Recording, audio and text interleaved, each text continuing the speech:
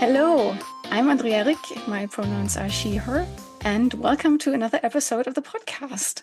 This is a show that comes from the experiences and the play of the Open Hearth Gaming Community, and that is an online RPG gaming community which plays and talks about different kinds of games, story games, OSR, solo games, and whatever else you can think of, basically. And the one thing that I feel like is worth mentioning about the community is that we always use safety tools in all of the games because we care about the people we play with, and that is one way to show that. And we like consent and well-being, and so we can have the drama in the game and not between the people. And as usual, I'm not here alone, but I'm here with two wonderful other people from this community, and we're going to talk about games we've played and some of the games we're going to look at in more detail. So, hi, Agatha. Hi. And hi, Wyllora. Hello. Yeah, so this podcast has two sections, and in the first part, we will go around and have everyone tell us about their recent gaming. What have you played? What are you going to play soon? And then a particular game. Would you like to start, Agatha? Yes, I'd love to. So my most recent game that I'm still playing is Hearts of Wyllora, and it's the supernatural setting specifically. I've never played it that setting before, so that's been very exciting, playing out the mechanical differences in it. I've also been playing Tangled Blessings, which is like a solo and duet game, but I've been playing it specifically duet, and that's been very fun. I've been playing Microscope, Rebel Crown, and then a solo game played solo, reincarnated as the unloved villainess, ! This is an excellent game. I do recommend people check it out. It sounds excellent. Especially if you're interested in solo game mechanics and how to make it work. It's very good. Then I also played Last Train to Bremen. Very good. Uses the liar's dice mechanics. And then I played, as always, a couple of Pen to Good Society hacks. Pen to Good Society is just the term for any game or hack that takes from the Good Society system, which is diceless and token based. And the ones that I played are one called, I guess, temporarily named the Isekai hack. It's about isekai stories, like a lot of the webtoons and web novels and anime, I guess. I've also played Deadly Society, which is my own hack, my Pen to Good Society hack, which is about murder drama while being trapped on a remote location. And then I also play tested Take the Universe, which is the game that I want to talk about today. Or perfect. I guess it's not technically a full game because it uses a lot of mechanics from Good Society. Still, I'm not always clear on the distinction between them. But yeah, that is the game that I want to talk about. Take the Universe by Zero Potential, which you can now find on itch.io. The Ashcan version is available. And we will have show notes with links, of course. Yeah. Okay, I am so excited to talk about this game. So what is Take the Universe? Take the Universe is like, it's more than just a setting. It is really like a hack for you to play sci-fi military drama using the Good Society framework, which is just like, it's GMless or GM full, however you want to see it.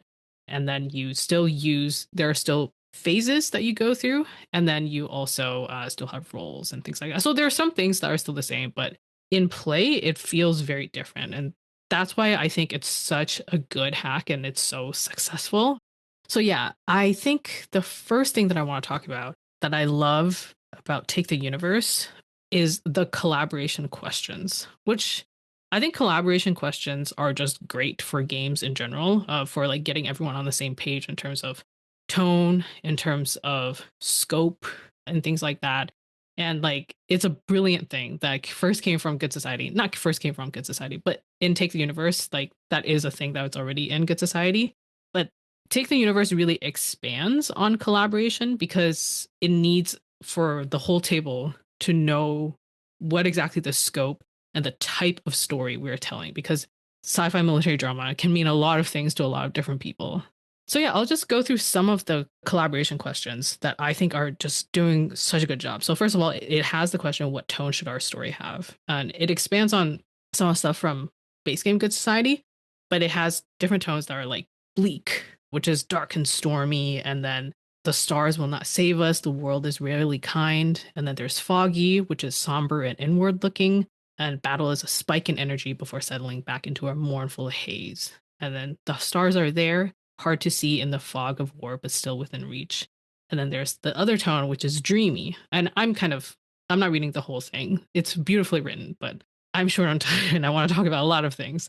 And the dreamy tone is a yearning for sunshine, a sprinkling of hope amidst chaos and loss, even in battle.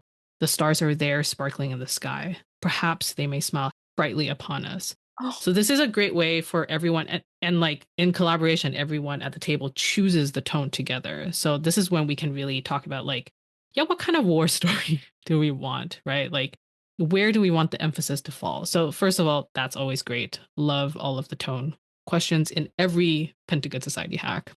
Now, this game also has another question that is, what is the scope of our story? So again, we decide on that together as a table. So it can be a battle, which is around like a sustained single battle, or a campaign, which is like it goes through battle and then lulls and then battle and then lulls. And then the third option is like it's the in-between time. Like there is a battle and you're not sure if there's another one looming on the horizon. And so like it's again kind of setting the scope of what we are playing in and helping us think about scope. And then of course, because this is a game about war, it's also another collaboration question is how should we treat the effects of war, which is either it's candid or veiled. So candid is basically, everything is in the forefront. We go into the details, which is respectfully, but we do that. And then veiled is where we know that things are happening and we can refer to them, but we don't have any of it on screen specifically. And so that's another thing. This is like now kind of like also a safety thing. The game also comes with a safety section, at least on the character sheet it does, where you do like lines and veils and ask first. But this is explicitly putting that in the game design, which I think is brilliant.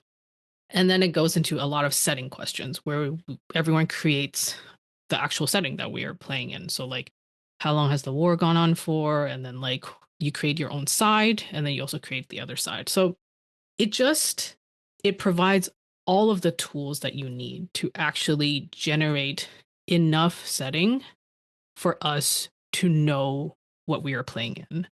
And I think it's just brilliant. I love all of the collab choices and all of the collaboration questions.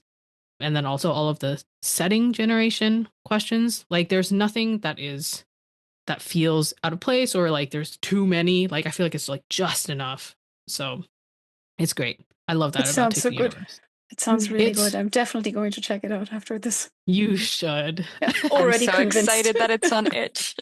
Yeah, right? Yes. Yeah. Yeah, so like genuinely, I love every single mechanic in this hack. Like the way that the author has written all of the roles, like custom roles for this, and they're all incredibly good. So again, I recommend everyone go and read it.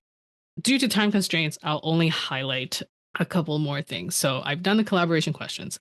Now I'm going to talk about one thing that is really innovative in terms of pen to good society games, because like a lot of the things we are iterating off of that still use a lot of the basic structure. So like the cycle of play is usually like go through different phases.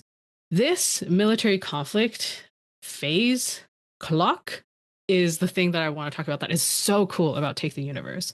In Take the Universe, there is a phase called military conflict.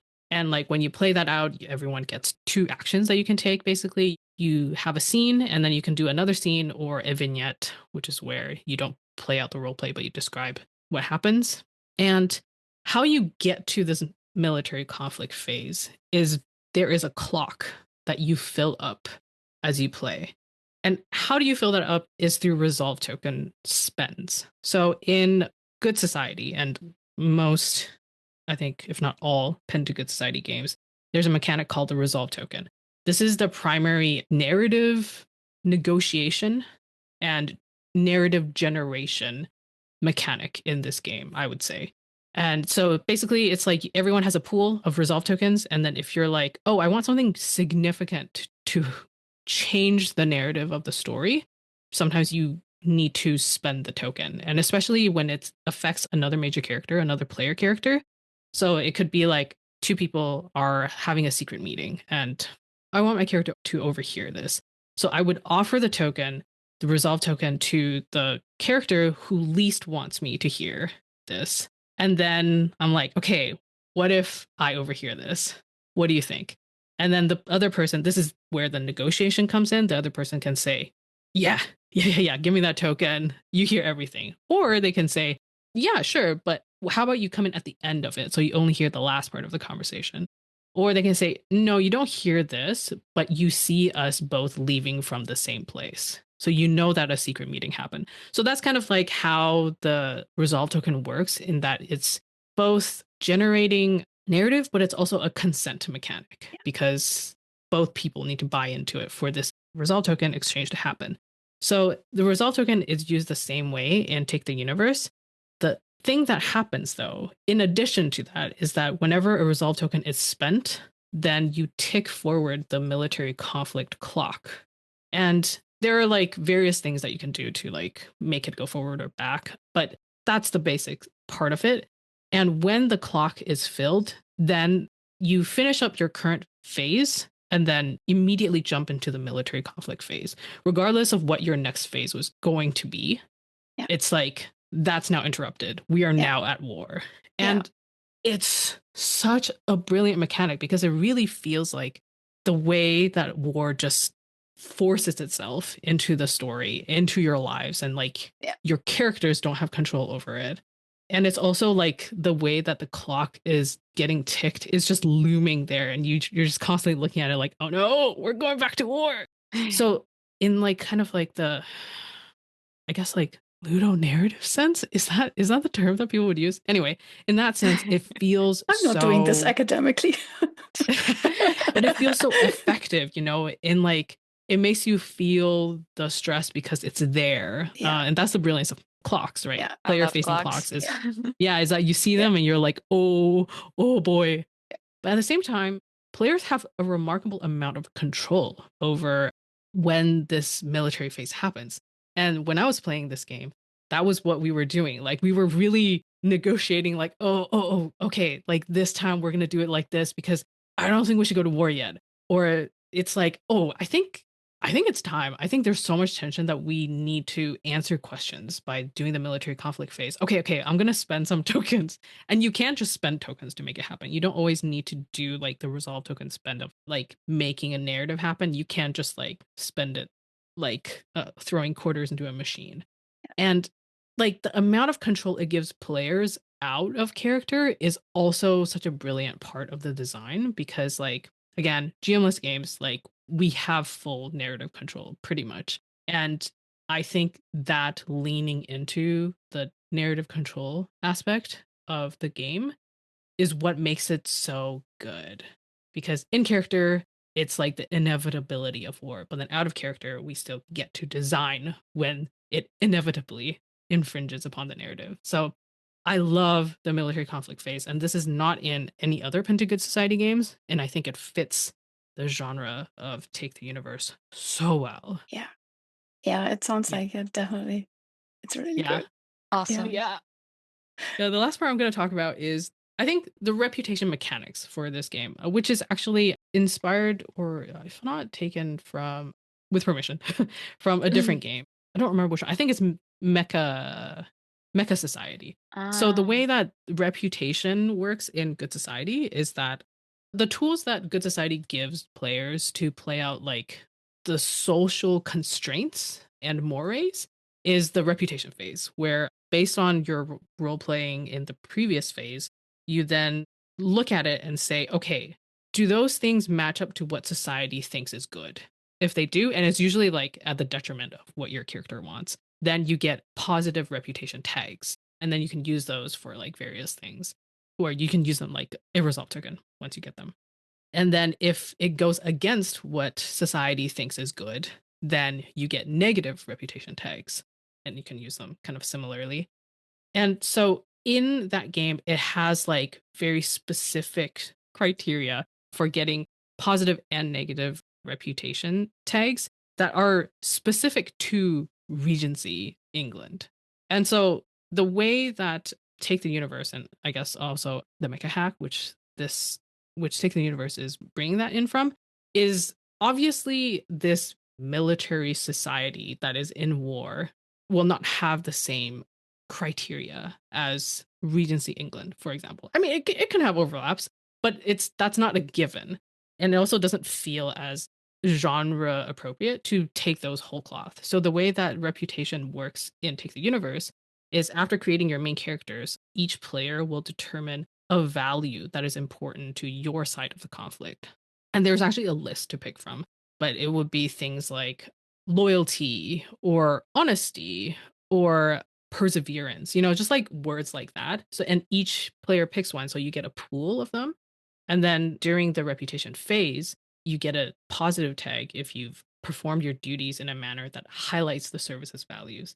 And then you get a negative one if you discredited the service values in or out of the line of duty. So it just like, it's not a huge change, but it actually feels or actually in effect, it feels the same as when Yeah. you do the reputation phase in Good Society. But it's such a brilliant change to like make it something much more adaptable to whatever the table is interested in, Yeah. right? Like, what is our organization like and what do they care about? How would I like to be oppressed? Like, you get to pick that flavor yourself. And so Yeah. I love that specific mechanic. So, shout out also to Gene, shout out to Mecha Society, but it's also in here. And in play, it has turned out so well because my major character, I've created a character that's like very ambitious and like wants to just climb her way to the top. And she does. And everything that she does matches with the service's values. But she is so unhappy. Like the higher that she Oh, climbs, yeah. the more unhappier she gets. And it was so satisfying to play it Yeah. out every time I we hit the love that. reputation phase. Yeah, Yeah. she gets another positive tag and she's so sad. And I'm No. like, yes. Yeah. So yeah, that's Take Yeah. the Universe. There are again a lot of other things that are really cool about it. So I highly recommend everyone go and check it out and then run more playtests because the creator is also looking for feedback. So Ooh. Yeah.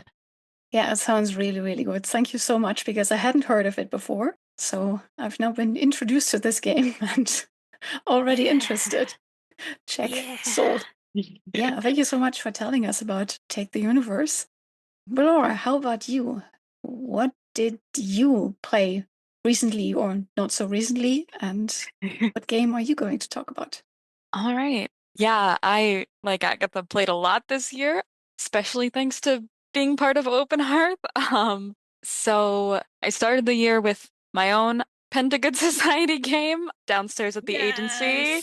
yes. Yeah, which was a lot of fun. It's a really thriving hacking community. I think you can tell there's tons for all different genres and like a lot of inspiration between games. Like I think I took a collaboration tone from Agatha's Deadly Society for this one, Yeah. which is Thriller, because that's not in the original Good Society for obvious reasons. Yeah. So there's a lot of like kind of cross-pollination that happens, which I think is really awesome in the community. So I play tested that. And then I also played Last Train to Bremen.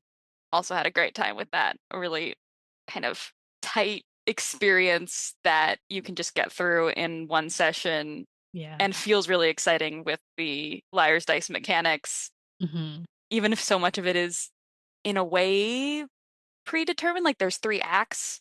Yeah. But yeah, then I played Triangle Agency, which I will be talking about later for the last 3 months. But in March, I played a lot of Forged in the Dark, so I dubbed it Forged in the March. Nice. I played Bump in the Dark, Blade 68, playtest again. Another playtest of Spies in the Dark, which is someone on the Open Hearth is making a kind of Night's Black Agents, but Forge in the Dark. Ooh. Yeah, it was fun. And so I did that as a one shot, and then also Girl by Moonlight, which I was kind of thinking of when Agatha was talking about the military conflict and world building and how do you want to be oppressed? Yeah. Because we did the mix setting for that. Oh, that one is so fun. It is so fun. On a Sea of Stars, I think it's called. Mm-hmm. And then I'm getting back to my Story Brewers roots because I'm playing Castles in the Air right now, which just got released. So that is Yeah. based on like Little Women, Anne of Green Gables, those kind of stories. It's set in like Gilded Age, America or Canada, and you follow kids who all know each other as characters who all know each other as children as they kind of grow up and where life takes them. So yeah, we're about to finish up the childhood phase and ah excited and nervous to see where their lives go. Yeah, so I'm gonna be playing even more Triangle Agency soon because I love it so much. And that's why I chose to talk about it today, because I'm really normal about this game. Aren't we all very normal about games? Yes, yes. Yeah, so Triangle Agency is a corporate horror comedy game. You work for this really trustworthy corporation who's tasked with stabilizing reality by capturing these dangerous reality altering anomalies that aren't at all like you and your own strange powers that the agency recruited you for. It's inspired by stuff like Severance, which obviously I love, Control and the SCP Foundation, and that sort of genre of sci-fi. Yeah, it is its own system based around D4s because they are triangle shaped. You're always rolling 6 D4s and you only need 1 3 to get a success. But watch out because every time you roll, you have the potential to generate chaos, which is a meta currency, I guess, that the GM gets to spend Oh, on nice. the anomaly that you are investigating, can do various things by spending chaos, including kill you. So Yeah. you have to be Oh. careful. Oh. um, it's okay. The agency brings you back. Oh. Okay. Yikes. It's fine. Yeah, it's fine. It's fine.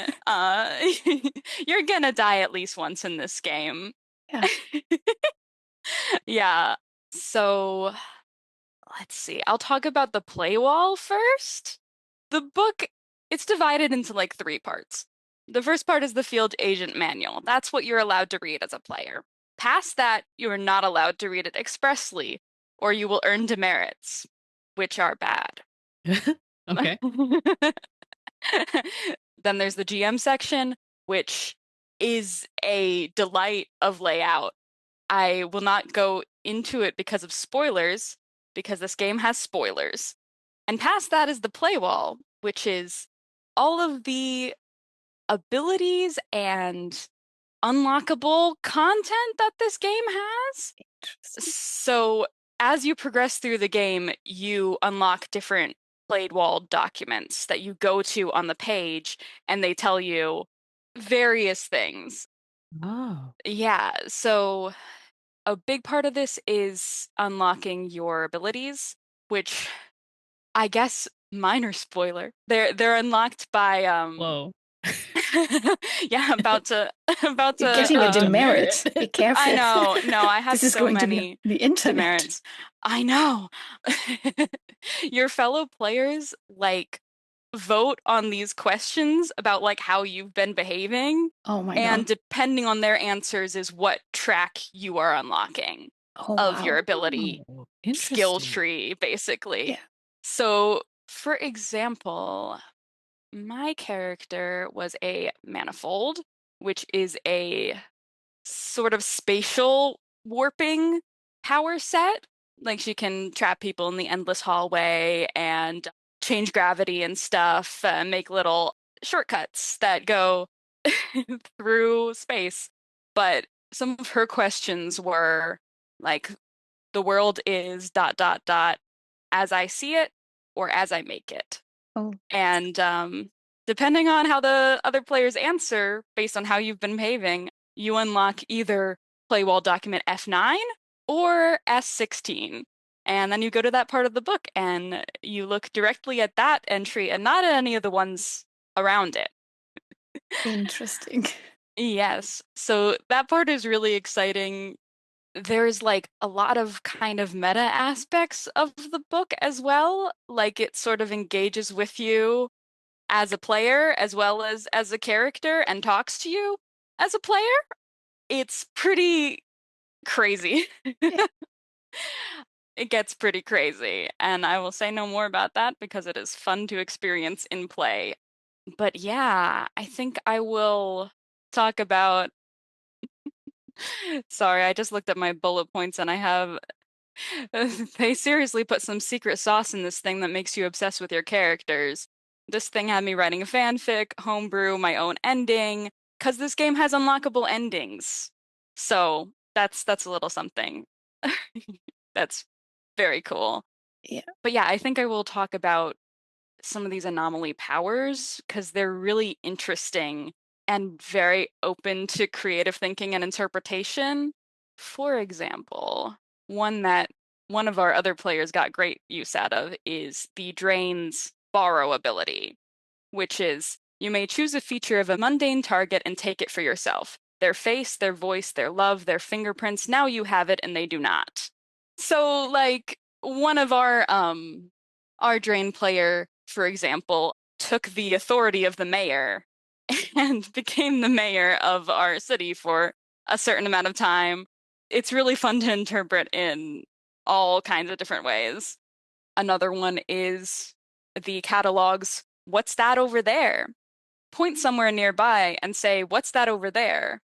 On a success, you create an object where you're pointing at. It can be any mundane thing you imagine that fits comfortably and harmlessly inside the space, but can only feature details or information you would know. All of these also have failure effects. Like this one is on a failure, the GM will describe a different object that is now there, and it is either obviously out of place or extremely inconvenient. So there's a lot of great hijinks that happen, and really.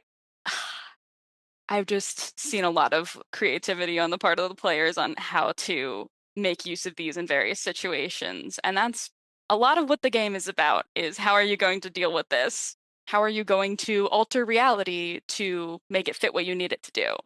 That's really cool. Yeah. Yeah, because one big part of this game that people sometimes struggle with is there's no skill checks.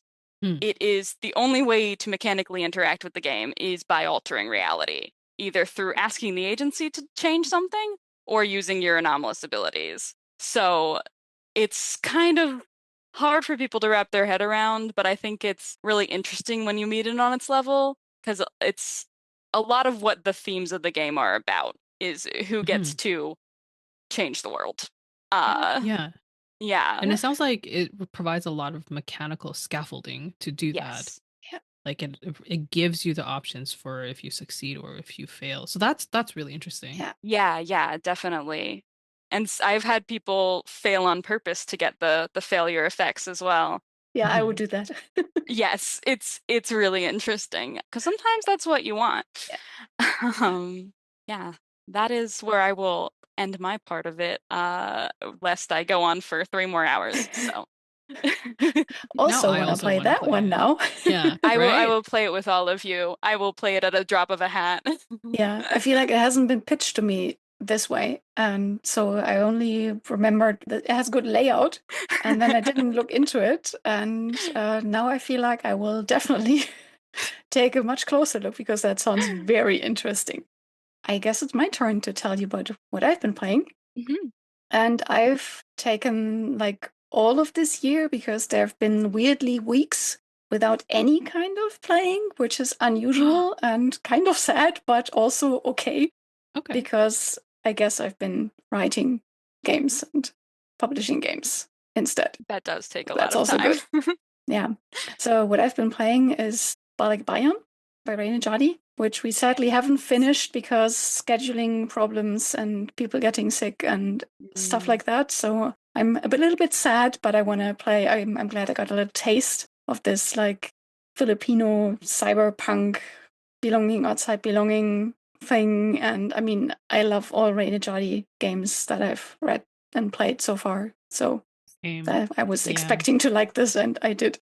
Then I played a one shot of Perils and Princesses, and then I played Monster Hearts in a setting that was written because Monster Hearts has a German translation. And because they couldn't get the rights to translate all the small towns, they had some German game designers write German or like other small towns. They're not all German, but we played in a German setting where it's like a huge scout meeting, basically, which is like a massive camp of like all mostly teenagers, some kids.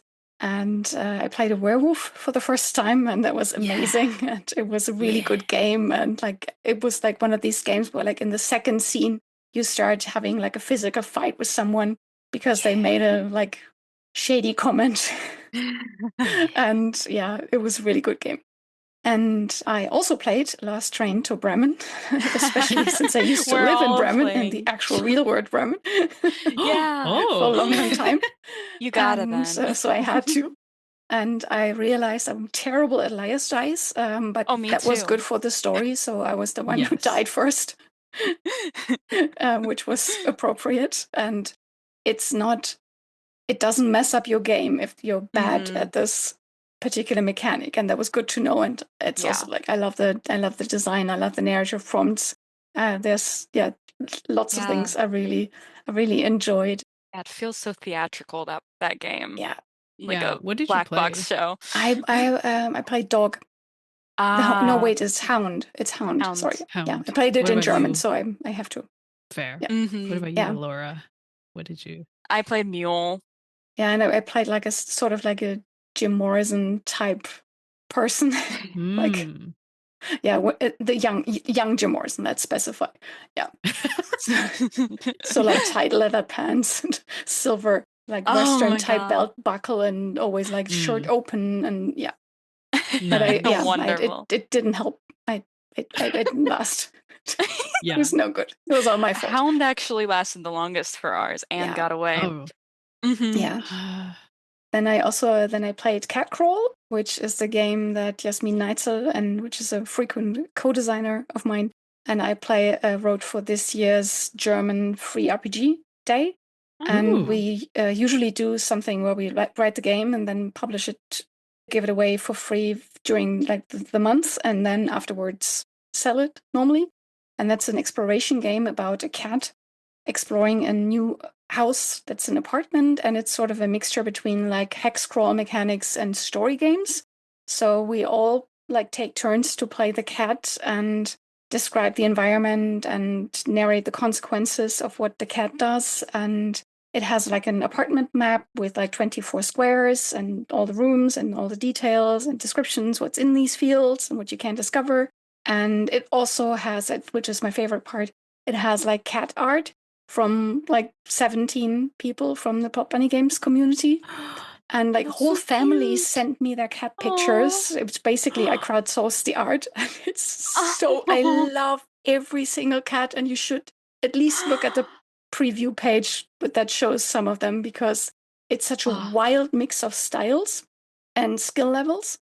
And I just want to celebrate that. And it's also sort of like an anti-AI statement, because like you don't have to be professional to make art that's worth having and showing, and that makes you feel something. I'm looking at it now. I love these. So cute. Yeah.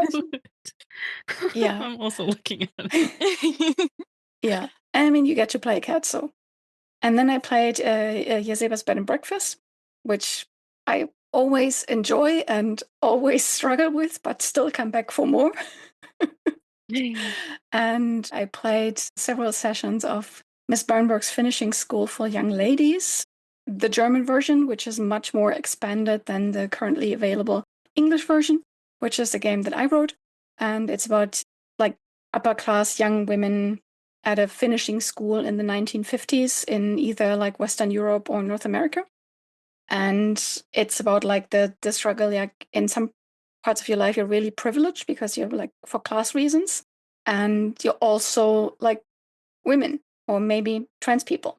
We had a trans character, like a trans masculine character in one of these stories, which was really good to figure out like how does it work in this historical setting.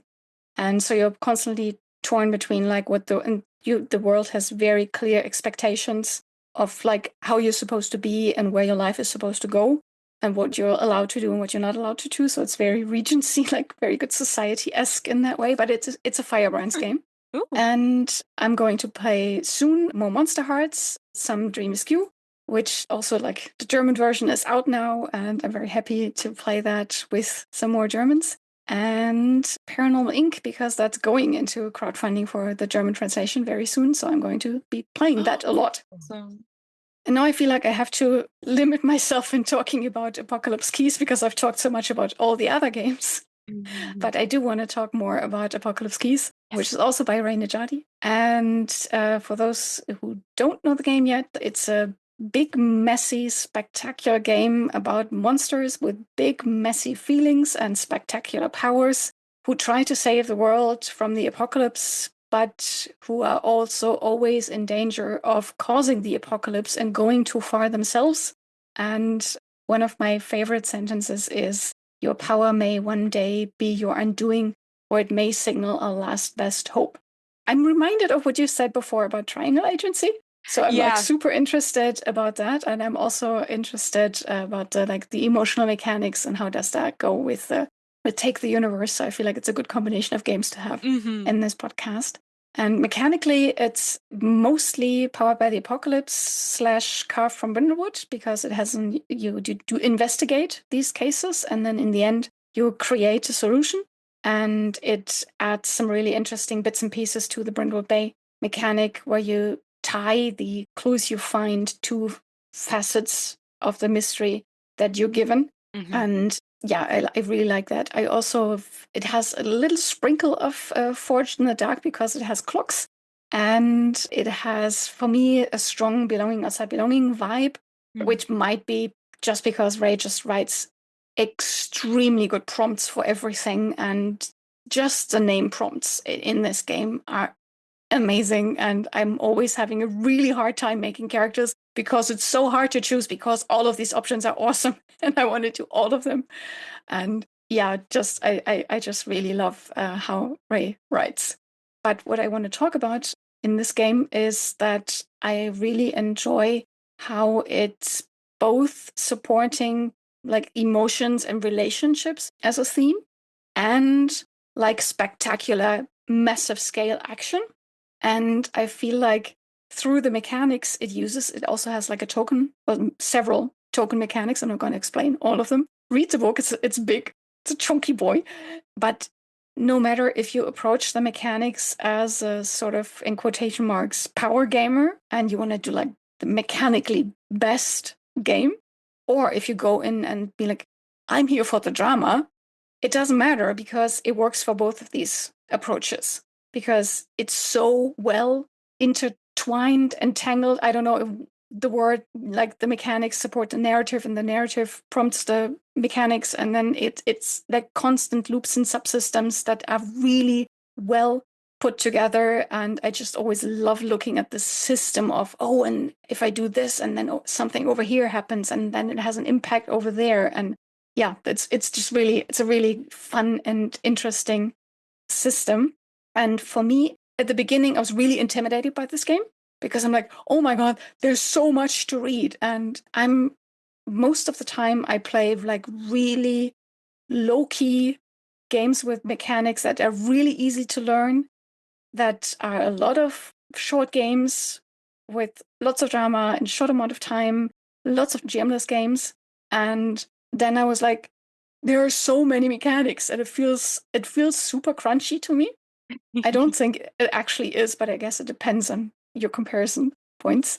But it's like narrative crunch. It's not mechanical crunch, it's narrative crunch, because you have all these narrative bits and pieces that you get when you make a character and when you like go into the mysteries. And it made me reflect on like, not every narrative-centered game has to be like a short game. And I don't know. I mean, I haven't really played D&D, so I don't know what I'm talking about, but I'm assuming like when you make a D&D character, that's also an investment of, I need to understand the system, I need to pick bits and pieces, and I need to know what they mean. So I need to learn stuff before I can competently play this. And I feel like lots of people accept this for traditional games, and they have a really hard time accepting this kind of requirement of the players to spend time before we start playing with like getting into this, understanding the mechanics, understanding your character, really spending time, really making choices, and also constantly contributing to the story. Because what this game does, it takes a lot of stuff that's usually the GM's work and distributes it to everybody and says, okay, you pick this move, now tell us about this part of the world. And then you get to make it up. And you also have to make it up. So it's like a game that expects a lot from its players, I feel. But I also feel like if you agree to accept the responsibility, then you get rewarded with really, really good, dramatic, intense, big game. And so I'm like, yeah, I should not be intimidated by these kinds of games, and I should like just take the time to really get to know them and say, hey, it's okay. Of course, games like this should exist and can exist. And what's wrong with my and our perceptions that we, or expectations that we want like narrative games to always be like, oh yeah, you can learn this in 5 minutes and then you can play for 2 hours and then you're done and you have had the entire experience. And this is a game, it's a definitely campaign game. I feel like you have to play this for a long time to really get into it. The other thing I want to say is that I love how this game structures all this information, because that's another thing Ray's really good at. Like, it gives you an introduction to this bit of the rulebook. And then you get the same stuff in more detail. And then you get a summary. And then you get another overview. It's so good at both combining the narrative and giving like examples of stories or bits and pieces, so you get into this world or the possible worlds you could play this in, and how you play this at the table. Like, what is the conversation like? There's so many good play examples. Again, Ray writes really good examples of play because they're not just showing you like how is this mechanic used, but it's also like, how do players negotiate what's happening at the table? How do players negotiate what's happening in the story? How do I ask for consent? How do I say no? How do I say yes, but? Or like what you said, Agatha, before about the resolve tokens. It's a different kind of mechanic, but it's the same kind of culture. Like, we're always negotiating and always asking for permission and always making this together. And we want everybody to be comfortable and invested as the players in all the drama and messiness and dilemmas and everything their characters go into. And I think that is really, really good, and it's really well designed. And I also want to give a shout out to Evil Hat, because the PDF is fantastic. It has bookmarks, it has clickable links, it has image descriptions, and the image descriptions are so good because then you get to read, like when you look at the PDF, you get to read what you're actually looking at. And sometimes it helps, and then you realize, oh, there's a story. It's like these characters reappear. I think that is such a good way to also think of people are going to play this online. And that's the one other thing I want to shout out is there's like in the beginning on the safety page is an illustration, and that's the only illustration I've found of these other people playing the game, and it's a video call. And you see one big screen and 3 smaller screens, and just the people in these screens, and just that this is the norm. This is, and I'm like, I love you, Ray, because that is my norm as well. This is my normal. Online playing is normal. I've never, I've come to this hobby or like profession by now during the pandemic. I've never played at a table ever. So all my gaming is online. And to see this and to see like, oh yeah, that's me. This is me. And that was amazing. And the same thing happens because there's so much Southeast Asian mythology in this game, and none of it is explained. And I love this because, I mean, I don't know these terms necessarily. And I'm like, okay, I don't know what that is. But I can sort of gather, oh, it's some sort of supernatural entity. And that's enough if I just want to continue reading for the rules. But I've also like spent a lot of time just looking up terms. And I'm like, great, I'm learning something. And I love that this game says, no, this is the norm. I'm a Southeast Asian, I'm a Filipino game designer. This is my normal. And now you get to look up stuff and familiarize yourself with something that's not your everyday life necessarily, speaking as a white European German person. Mm-hmm. So I love that because I'm like, yeah, more people should do that. I mean, I know there are other people who don't like that because, wait, why do we have to think about stuff? Because, I mean, that's privilege is like you don't notice that your stuff is everywhere. And that's why it's easy for you. And so I really, really enjoy that from Ray as a game designer and from Evil Hat as a publisher to support that and not say, hey, you need to add explanations, you need to add a glossary, you need to add footnotes, because I'm like, no, the text is so well written that you get the gist if you don't know the specifics, but also you kind of want to know the specifics. So you have a reason to just, you have a search engine, you have Wikipedia, you can look it up, and then you get ideas for your game. So win-win. I love that so much. And that that's just really, really good. And I have one final thing. I said before that I had to adjust my expectations in terms of the scale of the mechanics, like how many mechanics are there. I also had to really readjust my mindset about the scope and scale of the game, the story, because I had been playing so many games that are like much more real world games, much more slice of life-ish, sometimes with a sprinkle of magic. But even like Monster Hearts is mostly like it feels very close to real life and like normal, big quotation marks, like everyday people. And this is a game where I'm like, okay, wait, I can destroy the world. Okay, I feel like I need to think bigger. And I constantly had to readjust my thinking about what is this game and what are the stories that we can tell with this game, because I wasn't used to it anymore. And I also like that it challenged me to sort of imagine a whole different set of stories with the same emotional cores, but like just bigger. I love that. Much bigger and more powerful and more dramatic and more destructive, and can't wait to play this again. Yeah. I want to play it now, like immediately. Yeah. Apocalypse It's really good. is one of my favorite games, and it makes me so happy to hear you talk about it. And I'm just like constantly nodding on myself, like yes. I've been wanting to play this game forever. Yeah, I feel like we're going to have like several games coming out of this podcast episode. Oh yeah, we should play that. Yeah. I'm like, before I start putting this in the calendar.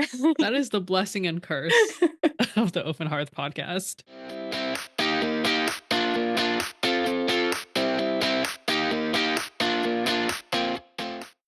I'm going to transition us into the much shorter segment of this podcast, which is called Giving Me Life. It's a challenge. Yeah. And this is where we talk about much more briefly something that we're digging, that is giving us life, that we're really enjoying and that we're into. So yeah, same order as before. Agatha, what is giving you life? Well, I've been doing this for a little bit now, which is when I go into a game, I like to use perfume because I had a phase where I bought a lot of samples and perfumes. And then I'm like, I will die before I can use up if one of these. So I started using them to kind of like evoke vibes for my characters if I was a player in a game. And then because I've been playing so many Pentagon Society games, all I'm doing is playing characters, right? And I was like, okay, I'm going to find a scent for each of these characters. And then I discovered that it doesn't really work because sometimes I'm just in a mood and like I'm going into the session knowing that I'm going to do a thing. Like I'm going to get into a huge fight with my ex in the game. As you do. Yeah. Or I'm going to go in and like, do something else. And like the mood changes and then the scent for me would change as well. So now what I've started doing is using perfumes to evoke the vibe that I'm going into the game with. And it's like, I do this with a lot of things. Like I also like to listen to playlists and things like that. And this is just kind of like the next sensory part of this journey. And it's been so fun. Most recently in the game of Hearts of Balloon, my character is like a snake Yao who's like very like hot and cold because he's like, I don't understand humans, but I'm very attracted to humans. And so it's like kind of like a ooh, sexy bad boy, question mark. And I was like, the last session, I think it was much more, he was leaning more into the emotional, vulnerable side of him. So then I was like, okay, I need to find a scent for that. And I used, there are a lot of, how do I read this? Okay, this is from Latafa. And the, let me just talk about this perfume real quick. The scent is called Ishq al Shuyukh Gold. And it's like a saffron forward Ooh. vanilla scent. Oh, And oh, it's so good. It's like yeah. dry but hot. And then there's like a core of sweetness from the vanilla. And I think there's like something else that's like that's also sweet in there. Anyway, so it's just like I sprayed it and then I was like going into it and I was like, I know exactly who I am. I know exactly what I am. And I'm going to push people away and then pull them in because I need that emotional connection. And that was like what that scent evoked for me in that Yeah. character. It was so satisfying to Yeah. play. Yeah, I can That's totally see how awesome. that would work. And that sounds Yeah. amazing. Thank you. Yeah, Wyllora, what is giving you life these days? Well, first of all, I love little rituals for getting into character, so that's Right? awesome. Yeah. But currently, what is giving me life is I am prepping for Art Fight, which is a annual event in July. That is this art trading thing between artists on its own website where a bunch of artists post up profiles of their characters and then you attack them by drawing their characters. Oh, nice. And so there's two teams and you like get points depending on like the amount you draw and like how much, refinement you put into it, I guess. So this is like my 6th year doing this. It's always a lot of fun. I usually use it as an opportunity to kind of like try out a new technique or like a new software that I'm learning. Last year I learned Clip Studio Paint and ditched Photoshop for good, and that was great. I've Nice. been using Yeah. it since. Yeah. Congrats. Yeah. Thank you. I love Clip Studio Paint. And yeah, so there's always like more characters I want to add on to my profile so people can draw them and like write my little bio and stuff and link their playlists and their Pinterest board. And I feel like that's really fun and rewarding on its own as like prep for the actual event, which is 2 months out right now. But like I need the time because I might want to draw more references or gather Yeah. my stuff. And I'm gonna try to get people from all of my servers to join in and put their indie tabletop characters up because I want to see more of them on there Yeah. and I want to draw all of the characters. Yeah. And yeah, I'm just really excited for that. Oh, that sounds so good. Yeah. hmm Amazing. I had 3 things on my list because I couldn't decide what is giving me life, and I'm choosing to go with yet another TTRPG related thing because I'm having like a TTRPG reading circle on the Plot Bunny Games Discord, which is in German. And we started this like 2 years ago, and we meet about usually twice a month, sometimes a little less. And we just read games and then we talk about games and we really dig into them as rules text and look at layout and look at information management and look at how does the text relate to the visuals. What games is it like mechanically related to? What games were out at the time it was written, and do like all sorts of like nerdy deep dives into TTRPGs. And I just love that so much because you get to obsess about sentences and mechanics and like how this image is so good. And I mean, we read Good Society before, which is why I was nodding along when you were talking about it before, because this is one of my favorite games in terms of layout and information organization, and it's just It's so good. fantastic. It's just so much fun. And we started like 2 years ago with Apocalypse World mostly because I wanted to read it and I knew I wouldn't read it if I didn't have someone to talk about it. And so I said, like, let's make a reading circle. And then it's just such a good reason to dig out games and read them. Not because you want to play them, not because you want to learn the rules, but because you want to understand them from a design perspective. And that is just really good. And also, I've discovered games I wouldn't have looked at before because someone suggested them because they have interesting mechanics. And that's also, I think, interesting to just look at the game even if you know you're never going to play it, because it's just not your setting, it's just not your story, and you can still find something interesting and something to like. And that's also really good to just take out the strong connection between a game and us playing the game, and going back to just the text and what does it do as a book, what does it do as a zine, what does it do as a reading material. So yeah, that's basically our show. And now we only get to tell you where to find all of us. Agatha, do you want to start? Yeah, you can find the stuff I'm working on, so including Deadly Society, again, the murder drama Pentagon Society game. You can find that. You can also find the skin that I wrote for Monster Hearts called The Lure. It's about being like a tentacle monster, kind of, but it's also about consent and vulnerability. Anyway, you can find all of that on myitch.io, which is Mighty Shrimp with 2 Y's. So Mighty E shrimp.itch.io. And then you can also find me on Blue Sky. You look for Mighty Shrimp with only 1 Y. I'm sorry, I'm so bad with branding because I don't want 2 Y's, but itch.io doesn't give me the 1 Y. So anyway, yeah, you can find me on those 2 places there where I am publicly available. And then you can also find Take the Universe if you search it up on itch.io. I think that's the fastest way. So yeah. Cool. Thank you very much. Wyllora, how about you? Yeah, so I am really good at brands. Wow. Because rub it in my face. Yeah. Got it. I'm Wyllora on everything, just spelled Wyllora. I'm pretty much, I try to put my art on ArtStation. I'm vaguely active on Tumblr. I have a Blue Sky that I mainly just repost things on, but maybe might be more active. And then I am on Itch as Wyllora. And I've also included my Artfight profile link. So if anyone listening wants to come attack me, please do. Triangle Agency is pretty easy to find. It's also on Itch. It's a game by Haunted Table. Fantastic. Thank you.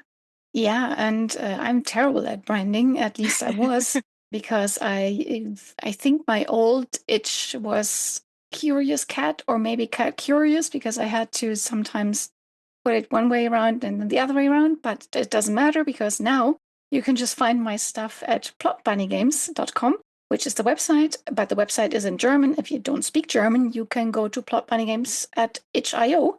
And then you find all the games in English. And you can also find the social media links for Plot Bunny Games, which is which is me as a publisher, and also sometimes as a game designer. And also there's curiouscat.card.com with 2 R's, which has the social media links that I have and irregularly maintain. Same. And there's Blue Sky, there's Mastodon, there's Tumblr, I believe, and I think the rest are dead and gone. And oh gosh.